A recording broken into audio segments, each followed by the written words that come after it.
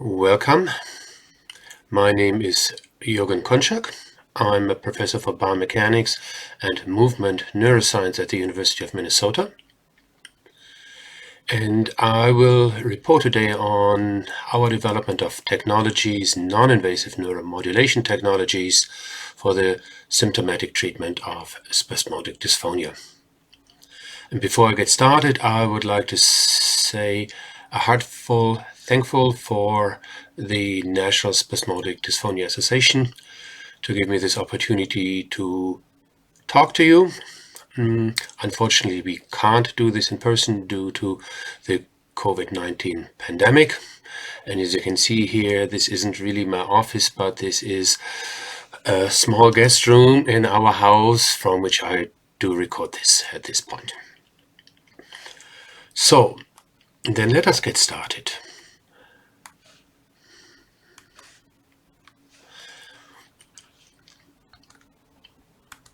So, if a person vocalizes, speaks, so this person says a sentence, "We mow our lawn all year," and you see the voice record here, and here you see the electromyography, so which means the muscle activity of the associated laryngeal muscles that produce or that are involved in producing this connected speech. And if you compare this to the activity when a person with laryngeal dystonia or spasmodic dysphonia is doing this, you see clearly in some of these muscles a much enlarged activity in comparison to a healthy person. And you see the speech has these interruptions, these type of voice breaks that many of you know and have experienced. So we see this excessive activity in the laryngeal muscles, and where is it coming from? For that, we have to go to motor cortex.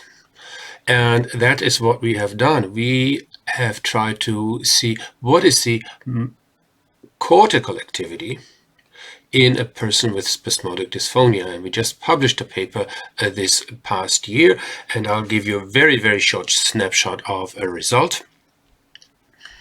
So if you record EEG, so electroencephalography, and what do you see? So I'll give you an example here. So this is a recording from C5. So this is a motor cortical electrodes on the left side of the brain. And these are different bands, frequency bands. This is 4 to 8. Alpha band is 8 to 12 hertz. So these are lower frequency. These are somewhat higher frequency bands. So let's look at what is happening to a healthy group and what is happening to a group of people with SD. And normally what we would see, certainly in the alpha band, because these are the theta and alpha are typically involved in motor cortical activity. So when motor cortex turns on to produce a movement, what we typically see is that there is such a thing as a movement-related desynchronization. So these neurons as groups begin to desynchronize. In people with SD, this desynchronization isn't as effective or as great as we see in healthy people. So what this means is that we see an excessive synchronization of somatosensory and motor cortical neurons. And this is even addressed, although what I showed you here in this picture is when people just simply vocalized, ah. But this excessive synchronization characterizes motor cortical and somatosensory cortical activity in spasmodic dysphonia. Let us move forward. Here I show you a person with cervical dystonia. And see what is happening as soon as he touches his cheek. His head posture normalizes. And this is what is called an effective sensory trick in the clinical community. So for some people with focal dystonia, this sensory trick works, and it helps to restore abnormal head posture. So what this also tells us that there is a link between sensory input and more specifically somatosensory input, that means tactile and proprioception, and motor output, in this case, the posture of the head. So then let us go and consider this for SD.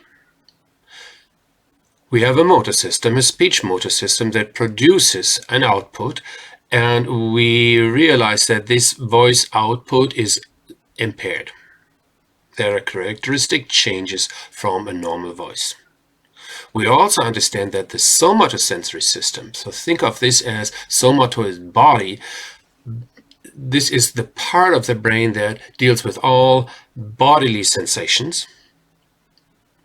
That informs the motor system, and in turn the motor system informs the somatosensory system. So if something isn't happening correctly here, which then affects the motor system here, which then leads into some form of voice impairment, would it be not a good idea to try to stimulate somatosensory system in a characteristic way? And should that not help to restore speech motor function? Then how could one do this? What one would have to do is, a stimulation that stimulates mechanoreceptor in the skin and the laryngeal musculature that provide feedback to the somatosensory system about the state of the speech motor system. I will not speak in detail about these mechanoreceptors here. This is not the space, but there is actually a great talk by Michael Hammer, also in this session, on laryngeal mechanoreceptors and laryngeal motor control. And he probably can explain this in much more great detail than I have time to do here. So then let us think about vibro-tactile stimulation as a treatment for SD. So what did we try to do? So we took small vibrating motors and basically taped them to the voice box. And you see literally here the wires. There's a power source somewhere further down. And these vibrators, you can turn them on and you feel a tingling vibration at your neck, of course. And why should this even work? So let's consider briefly the neuroanatomy. So you stimulate here at the larynx, which means these mechanoreceptors in the laryngeal muscle and in the skin above the larynx begin to fire. They will send out a signal to the brainstem, from brainstem to somatosensory cortex, and that is a time when it reaches somatosensory cortex when you actually consciously feel the tingling. Somatosensory cortex is connected to motor cortex. And then motor cortex, so it modulates activity of motor cortex, and then the output back to the laryngeal muscles from motor cortex should be modulated as a function of this vibro-tactile stimulation. And of course, one would have to show that this is true, and how fast is this? Can we actually measure this? And this is what we tried. So we had people putting on an EEG cap and record electrocortical activity. They had a little vibrator taped here. And then they began to vocalize, and then somewhere in between, after about 4 seconds, the vibrator turned on. And then you do this, of course, for many, many times, in this case about 100 times. And you can see the frequency spectrum of what is happening. And I'll show this to you in a minute. So this is how it looks like. So this is time, this is frequency. And again, remember we had this earlier graph where we looked at something around 4 to 12 hertz, theta and alpha type of rhythms are important. And even if you don't fully understand this graph, think of this. This is activity of motor cortex of one electrode over motor cortex. And this is when you begin to vocalize, the person began to vocalize. And here, this area is when the vibrator was turned on. And what do we see? So we see that this area turns blue. So you see this is going to be blue is a minus number. So you actually see a desynchronization. So you see a reduced event-related spectral power. And that means what this vibrator will do, it suppresses neural activity in the 2 to 20 hertz range after it is turned on. So we see, and that's the important thing, we see a very immediate effect of turning on these vibrators. Then how is this going to look in people with spasmodic dysphonia? So what we did is we looked at 13 SD participants, 12 AD and 1 ABSD. They usually were half Botox when we saw them. And you had 2 bouts of about 17 minutes each of vibro-tactile stimulation. So they came into our lab, we put these things on, they vibrated for 17 minutes, we had a break, and then they did it again.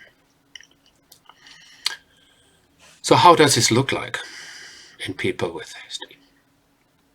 So again, let's look at left side of the brain, and let's look at CP5, that is the somatosensory cortex, C5 is an electrode over motor cortex, and FC5 is an electrode over premotor cortex. And now let's look at theta band, so 4 to 8 hertz. Again, event-related spectral power. And is there a decrease in event-related spectral power, which we would expect and what we just saw in healthy people? And you see that these participants with SD responded to the stimulation, or the cortex responded, and you see this drop here. Compare these boxes, and let's look at the median here. This is a median, this is a median. It's lower in all 3 cortical areas, somatosensory up to premotor cortex. So that tells us something is happening in the right direction, which means somatosensory and motor cortex in people with SD will desynchronize more than normal in their normal pathological state when these vibrators are turned on. So VTS application induced a significant suppression of theta band power. That is the technical description of this. And this is a paper we just published last year also. And I should acknowledge George Godding, our resident otolaryngologist, Peter Watson, who is a speech and hearing science specialist, and Yang Zhang, also from speech and hearing sciences, who really helped us with analyzing these electrocortical data. So what we can say is that this prolonged vibro-tactile stimulation reduces the amount of theta band cortical synchronous activity. And now go back to this person that you saw with cervical dystonia and who did this sensory trick by touching his cheek. And if you would have measured the electrocortical activity of that person you would have seen something very similar that what we observed here in these people with SD. So the same effect is seen as in an effective sensory trick. So in some respect, VTS is such a thing as a sensory trick. So then, of course, it will become important to understand, does Vibro-tactile stimulation, VTS, have any meaningful effect on voice quality? Does it do anything? Maybe we see a cortical effect, but it's not good enough to really induce meaningful changes in voice. So we measured the acoustic output and we recorded this, and people spoke a set of standardized sentences, and then we derived a measure which is called smoothed sepstral peak prominence. And I don't want to go into detail about this, but think of this as a measure of dB and as a measure of voice quality. And I put down this line here, so anything around 2 and above would be considered as a meaningful improvement in voice quality. And what did we see here? So you look, these are individual responses of patients, people with SD in our study. So this is a pre-test, of course, there's no change. Then at post-test, you see some of them clearly very quickly ramp this up, even at the 17 minutes. Some people took a little longer, took about 34 minutes. And then we waited 20 minutes and 54 minutes after begin of VTS, we tested again. And you basically could see, well, there is still an effect. So what you see is there is a group of people who responded, and then there is a group of people with SD who did not respond. Then let's look at another measure, and that's the number of voice breaks. So what do we see here? Number of voice breaks in a set of these patients who responded to VTS drastically dropped. And very quickly, within about 17 minutes, and after 34 minutes, even more. And that more or less stayed 20 minutes after we stopped vibration. And the people who did not respond had no voice breaks to begin with. These groups of people were likely, and we knew this from our clinical impression, were the milder affected patients. So what can we state? We can state that about 2/3 of the patients responded to this one-time treatment of a VTS. And as I said, these non-responders were generally less affected. So what we can conclude is that prolonged, about 30 minutes of vibro-tactile stimulation improves markers, objective markers of voice quality in spasmodic dysphonia. And I'd like you to hear this from a patient. Tom wants to be at the Army. Before. We eat eels every day. He was angry about it all year. And then after the end of vibration. Tom wants to be at the Army. We eat eels every day. He was hungry about it all year. And I'm not so sure whether the quality of the audio is good enough for you to hear this, but I can assure you this person has a less restricted voice as he had at the beginning. And that's what people typically report. They feel it's less effortful to speak. So where are we going from here?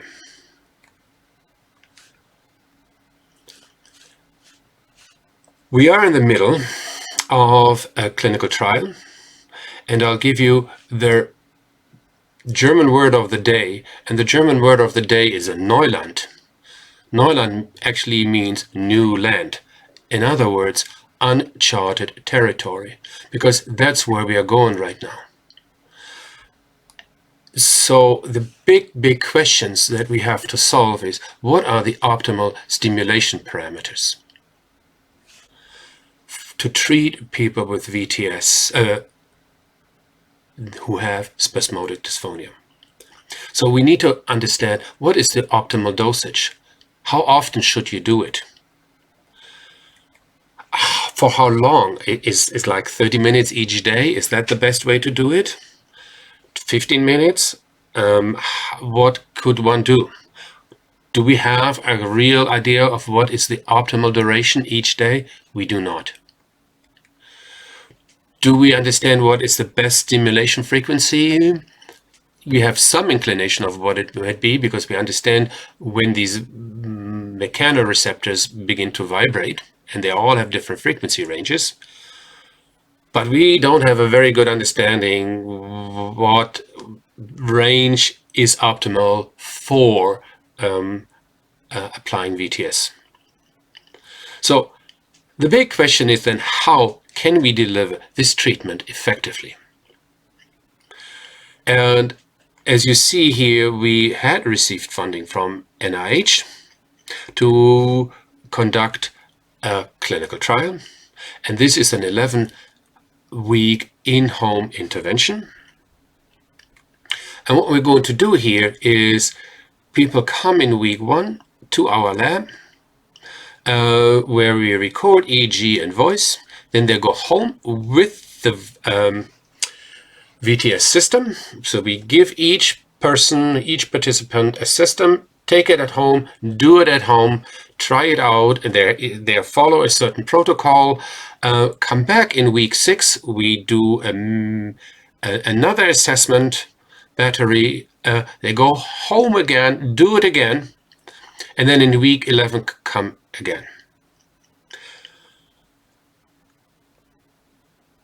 So this is quite an involved intervention, but I can tell you we have people from all over the United States coming to us and getting tested. Unfortunately, due to the COVID-19 pandemic, we had to stop everything, and we are really scrambling to get this clinical trial started up again. But as you know, we will still have to wait. But we hope that we can start at some point and actually complete this in-home intervention and get enough people to participate so we get some meaningful results at the end of this. At the same time, we started to develop a wearable laryngeal vibration device, because it doesn't work with, you sticking these things on and there's some kind of power source there. You can't move with this. You have a bunch of cables attached to you. So we thought the best way is to have such a thing as a collar-like device, where you have these vibrators, and you have some electronic main circuitry and a battery that can be recharged like any smartphone, so rechargeable battery. And you can actually wear this collar, and it can apply vibration. You can wear this at home. Potentially you could even wear it at work. And what we are also trying to do is, we are putting a microphone and an accelerometer in here that then tracks when you speak, or when the person speaks, that it will apply vibration only when a person actually vocalizes. So you have different options to either turn it on only while you speak, or do, so to speak, sit at home, watch a movie, and then receive VTS. And I should really name Arash Mahnan, a biomedical engineering student in my lab who has been instrumental in this, and Dr. Lucy Dunn in the wearable technology lab. So there's a lot of research and development effort going into this. We have a patent application going on. We had received funding through NIH and our Clinical Translational Science Award. And last but not least, I should say, the National Spasmodic Dysphonia Association also supports our work, and we are immensely grateful for this. And I will stop here. Thank you for your attention, and I hope this was a meaningful piece of information.